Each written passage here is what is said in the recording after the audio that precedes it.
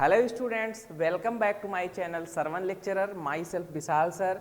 बच्चों, आज मैं आप लोगों को क्लास 10th को मोस्ट इम्पॉर्टेंट टॉपिक, ठीक है, जो ट्रांसलेशन आता है आपके एग्जाम में 4 नंबर का, एकदम पक्का कंफर्म करा दूंगा।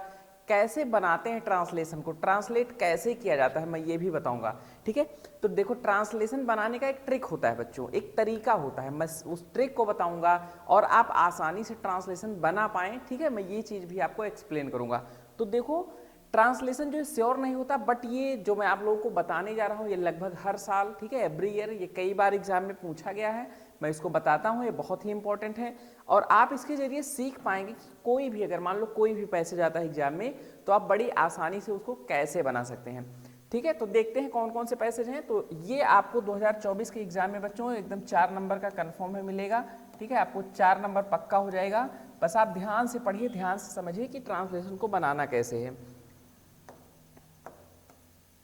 चलिए देखिए, सबसे पहला पैसेज है, ठीक, इसको ध्यान से देख लिए। जब भी कोई पैसेज आता है तो सबसे पहले पैसेज को ध्यान से पढ़ लीजिए।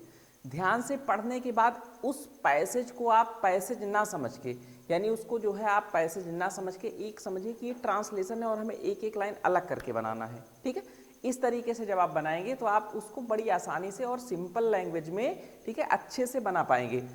और दूसरा चीज हमें ये ध्यान रखना है कि मान लो जैसे मैंने एक सेंटेंस को इस पैसेज से अलग कर लिया, अब हमें ये ध्यान देना है कि ये सेंटेंस जो हमारा है किस टेंस में है, एक्टिव वॉइस में है या पैसिव वॉइस में है, या फिर किसका यूज है। तो देखो, जब हम इसको पढ़ेंगे ध्यान से, मान लो हमने इसको अलग कर लिया ऐसे, ठीक है, अलग कर लिया। यहाँ पे लिखा है जब मैं स्टेशन पहुंचा, तो मैं स्टेशन पहुंचा। आप लोगों को अगर ध्यान हो, आप लोगों ने मेरा टेंस वाला वीडियो देखा हो, तो जिस वाक्य के अंत में आई आते हैं वो आपका पास्ट इंडेफिनिट होता है। तो जब मैं स्टेशन पहुंचा, ये पास्ट इंडेफिनिट है। तो रेलगाड़ी छूटने वाली थी, और जहां पे बच्चों वाला, वाली, वाले आता है, वो आपका यूज होता है अबाउट टू का। अबाउट टू मीन्स होता है वाला, वाली, वाले।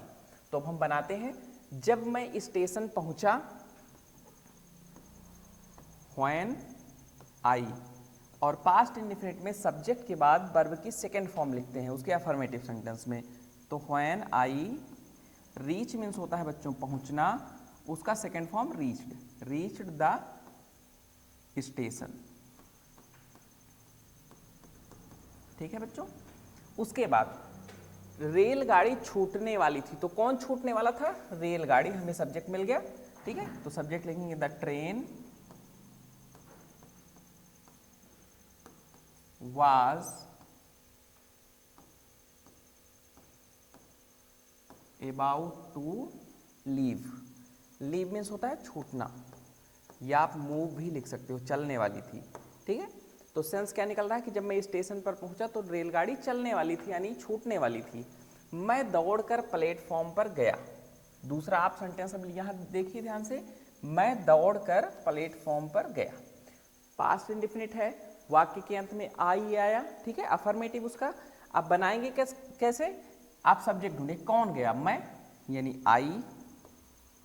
ठीक है, और जाना का गो, उसका सेकेंड फॉर्म आप लिखेंगे वेंट। आई वेंट टू, कहां गया, प्लेटफॉर्म पर, प्लेटफॉर्म। और देखो बच्चों, यहां आपका आया है पार्टिसिपल, ठीक है, दौड़ कर। तो जिस शब्द में कर करके, हुआ, हुई, हुए आता है और कार्य जारी रहता है, वो प्रेजेंट पार्टिसिपल होता है। और प्रेजेंट पार्टिसिपल में हम वर्ब का एनजी फॉर्म लिखते हैं। तो रन, और उसका एनजी फॉर्म हो जाएगा रनिंग। तो I went to the platform running, मैं दौड़कर प्लेटफॉर्म पर गया। ये हमारा दूसरा जो सेंटेंस बन गया। अब तीसरे को आप अंडरलाइन कर लीजिए, वहां पहुंचा ही था कि रेलगाड़ी चल दी। तो इसका सेंस देखो, पहले मैं वहां मुश्किल से पहुंचा ही था कि रेलगाड़ी चल दी। तो आप देखेंगे कि मुश्किल से, ठीक है, जब कोई काम हम मुश्किल से करते हैं तो वहां हार्डली व्हेन या स्कार्सली व्हेन का यूज होता है। तो मैं वहां मुश्किल से पहुंचा ही था, ठीक, तो हार्डली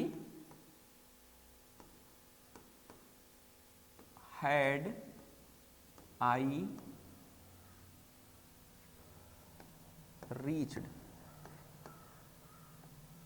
ठीक है, रीच्ड, क्योंकि ये आपका कौन सा टेंस है बच्चों, ये आपका है पास्ट परफेक्ट टेंस। ठीक है, आ था, ई थी, ए थे, तो हैड जब हम हार्डली व्हेन का यूज करते हैं तो हम वाक्य को इंट्रोगेटिव बनाते हैं। Hardly had I reached there, there means वहां, ठीक है। व्हेन रेलगाड़ी चल दी, कौन चल दी? रेलगाड़ी, तो सब्जेक्ट मिल गया द ट्रेन स्टार्टेड, लिखें स्टार्ट मीन्स चलना, या फिर मूव, मूव मीन्स भी चलना, तो मूव्ड, क्योंकि ये पास्ट इंडेफिनिट है और पास्ट इंडेफिनिट में वर्ब की सेकंड फॉर्म लगती है, ठीक। अब देखिए एक वाक्य को फिर अलग कर दीजिए, गाड़ी ने शीघ्र ही गति पकड़ ली, तो किसने गति पकड़ ली? गाड़ी ने। आपको सब्जेक्ट मिल गया द ट्रेन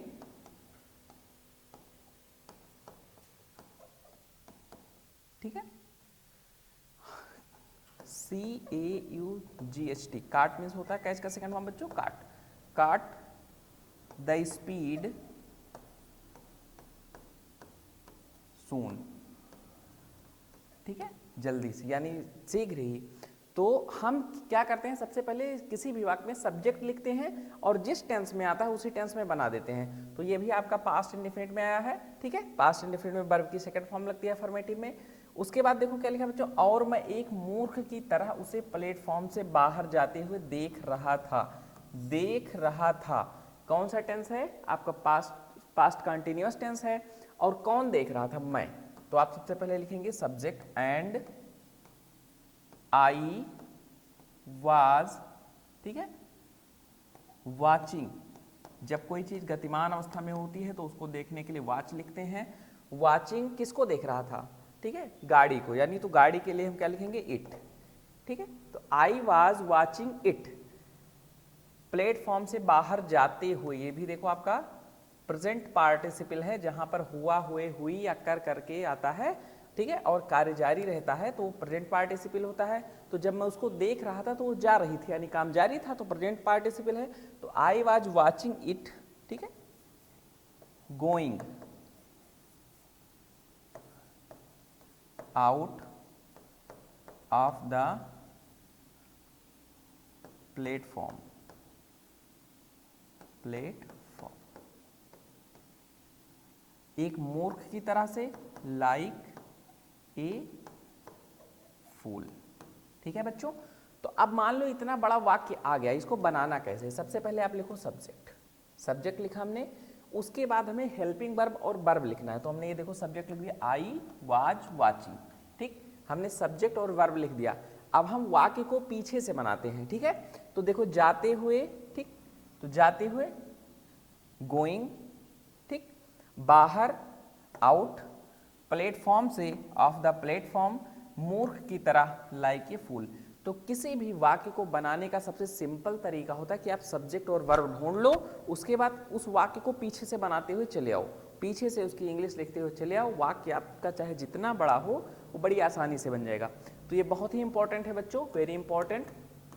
इसको मैंने बता दिया है कैसे आपको बनाना है, ठीक है। इसका ट्रांसलेट कैसे करना है तो आप इसको पढ़ लीजिएगा और समझ लीजिए। और मैं देखता हूं आगे, ठीक है, कौन सा इंपॉर्टेंट है। चलिए सेकेंड वन है आपका, ये भी बहुत इंपॉर्टेंट है, एग्जाम में बहुत बार पूछा गया है। अब इसका ट्रांसलेशन बनाने से पहले मैं बताता हूं कैसे बनाएंगे। सबसे पहले आप किसी भी सेंटेंस में, पहली चीज तो आपको सेंटेंस को अलग अलग कर लेना है, और सेंटेंस अलग करने के बाद आपको सब्जेक्ट और वर्ब जरूर पता होना चाहिए, ठीक है। तो देखिए ईश्वर चंद्र विद्यासागर एक योग्य अध्यापक थे, तो सब्जेक्ट क्या है? कौन योग्य अध्यापक थे? तो आपको आंसर में मिलेगा ईश्वर चंद्र विद्यासागर। तो आप लिखेंगे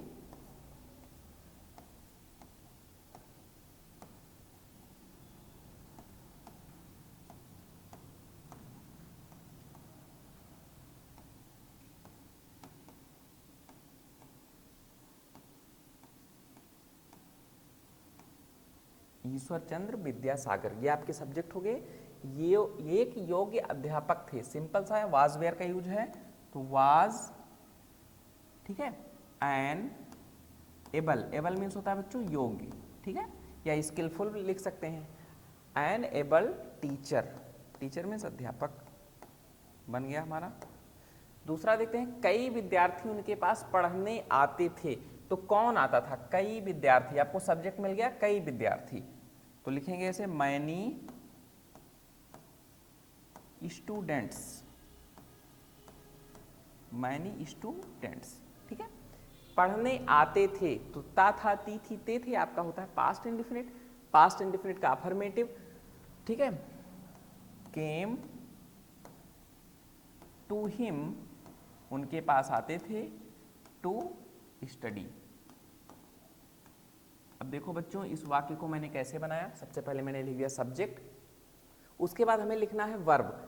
आते थे, ठीक है, वर्ब हमने लिख दिया, उनके पास टू हिम, और पढ़ने स्टडी, टू स्टडी। अब जिस भी वर्ब में ना नी ने आए वो आपका इन्फिनेटिव होता है या तो जीरंड होता है, तो आप उसको चाहे इन्फिनेटिव बना दो या फिर उस चीज़ को आप उस वर्ब को जीरंड बना दो, ये आपके ऊपर डिपेंड करता है। तो देखो ना नी ने आया है तो मैंने इस वर्ब को इन्फिनेटिव बना दिया है।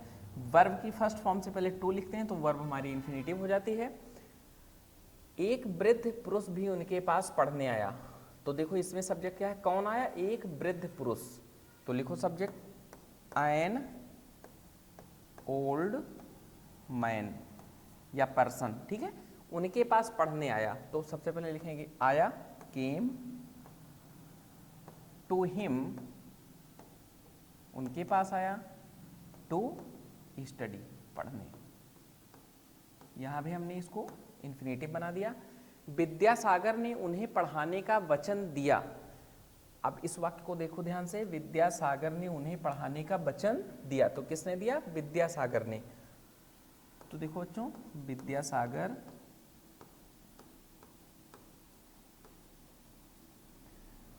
ठीक है, किसको वचन दिया? उसको, यानी बूढ़े को।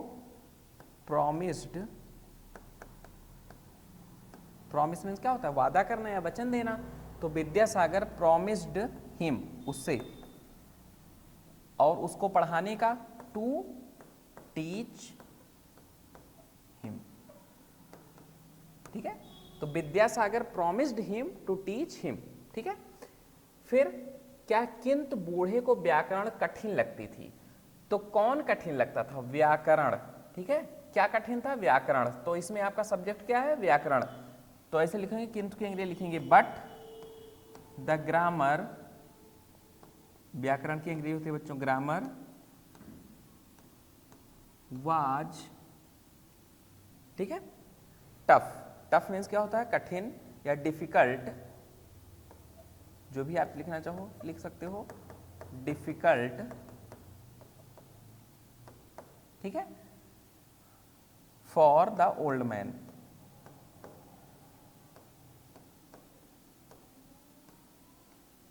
फिर क्या है? विद्यासागर ने विद्यार्थियों की सुविधा के लिए व्याकरण की एक पुस्तक लिखी। अब चूंकि बूढ़े व्यक्ति को जो है व्याकरण कठिन लगती थी, तो विद्यासागर ने जो है क्या किया? विद्यार्थियों की सुविधा के लिए एक व्याकरण की ही पुस्तक लिख डाली। तो अब बनाते हैं, किसने लिखा? विद्यासागर ने। तो ऐसे बनाइए, विद्यासागर। ठीक है, सब्जेक्ट मिल गया हमें, पुस्तक लिखी, तो ये पास्ट इंडिफिनिट है, और फिर हमें सब्जेक्ट के बाद क्या लिखना है? Verb, wrote. राइट का सेकंड फॉर्म रोट। ठीक है बच्चों, क्योंकि पास्ट इंडिफिनिट के अफर्मेटिव टेंस में वर्ब की सेकंड फॉर्म लगती है, रोट। ठीक है, क्या लिखा? एक व्याकरण की पुस्तक, रोट ए ग्रामर बुक। ठीक है, के लिए, फॉर, सुविधा। अब सुविधा के पीछे से बनाना है हमें, सब्जेक्ट और वर्ब लिखने के बाद पूरा जो है वाक्य पीछे से बनाना है। For the convenience, convenience means होता है बच्चों सुविधा, for the convenience of the students.